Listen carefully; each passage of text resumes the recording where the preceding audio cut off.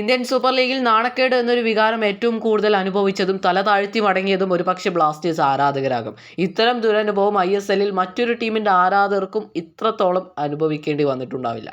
എണ്ണം കൊണ്ടും പിന്തുണ കൊണ്ടും ലോക ശ്രദ്ധ നേടിയ ആരാധക കൂട്ടമാണ് മഞ്ഞപ്പട. എന്നാൽ ഈ ആരാധകരോട് ഒരല്പം പോലും ആത്മാർത്ഥത കാണിക്കാത്തവരാണ് ബ്ലാസ്റ്റേഴ്സ് മാനേജ്മെൻറ്റ് എന്ന് തന്നെ പറയേണ്ടി വരും. നിലവിൽ ഇന്ത്യൻ സൈനിങ് ആയാലും വിദേശ സൈനിങ് ആയാലും ഇന്ത്യൻ സൂപ്പർ ലീഗിൽ വെറും തേർഡ് പാർട്ടി മാത്രമാണ് കേരള ബ്ലാസ്റ്റേഴ്സ്. മറ്റുള്ള ടീമുകളുടെ ബെഞ്ച് സ്ട്രെങ്ത് പോലും ബ്ലാസ്റ്റേഴ്സ് ടീമിനില്ല. അത്രത്തോളം അനീതിയാണ് മാനേജ്മെന്റ് ആരാധകരോട് കാണിക്കുന്നത്. എന്നാൽ മിക്കൽ സ്റ്റാറേക്ക് കീഴിൽ തുടർ പരാജയങ്ങൾ ഏറ്റതോടെ മഞ്ഞപ്പടയുടെ പ്രതിഷേധം കനത്തു. ഇനി കൊച്ചിയിലുള്ള മത്സരങ്ങൾ ആരാധക പിന്തുണ ഉണ്ടാവില്ലെന്ന് പ്രഖ്യാപിച്ചിരിക്കുകയാണ് മഞ്ഞപ്പട.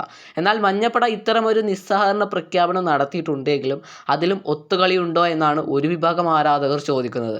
നിലവിൽ ബ്ലാസ്റ്റേഴ്സിന്റെ ഹോം മത്സരങ്ങളുടെ ടിക്കറ്റ് വിൽപ്പനയിൽ നിന്ന് ഉൾപ്പെടെ മഞ്ഞപ്പട വിട്ടുനിൽക്കുമെങ്കിലും ഈസ്റ്റ് ഗാലറിയിൽ പൂർണ്ണ സാന്നിധ്യം ഉണ്ടാകും. ഈ ഒരു കാര്യം മഞ്ഞപ്പടയുടെ സ്റ്റേറ്റ്മെൻറ്റിൽ പറഞ്ഞിട്ടുള്ള കാര്യമാണ്. എന്തിനാണ് മഞ്ഞപ്പട ഇത്തരത്തിൽ ഒരു പിന്തുണ ഇനിയും ഈ മാനേജ്മെൻറ്റിന് നൽകുന്നത് എന്നത് ചോദ്യചിഹ്നമാണ്. ഈ ഒരു നീക്കം സത്യത്തിൽ മറ്റുള്ള ആരാധകരോട് കാണിക്കുന്ന ഒരു അനീതിയല്ലേ? മാനേജ്മെൻറ്റ് ഇത്രകാലം കാണിച്ച ബിസിനസ് തന്ത്രത്തിന് ഒരു കുട്ടി പോലും സ്റ്റേഡിയത്തിൽ കളി കാണാനുണ്ടാവരുത്.